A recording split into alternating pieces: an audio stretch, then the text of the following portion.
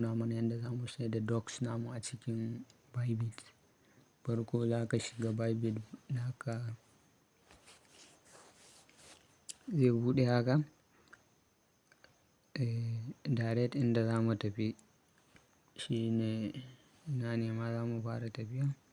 Za mu zo wajen spot ɗin nan, spot.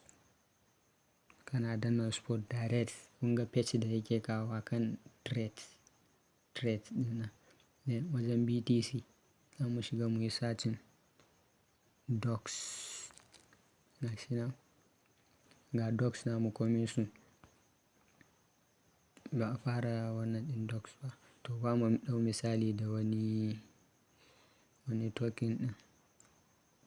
Wanne ne ma? Maimakon docs ba mu sa ton. Baban doc ɗin kenan. Wajen buy ɗin nan sai dawo sell. Wajen limit sai dawo market.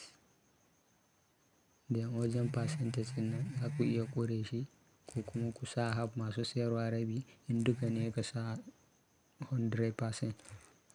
Dan sai sell. Duka abun ba wahala, duka iri ɗaya ne. Duka setting nasu iri ɗaya ne. Da Binance, da Bybit, da Bitget, da OKX, da Get.io, da waye. Telegram ne kawai daban shi ma. Shi kuma da yake swapping ne. Allah sa mu dace.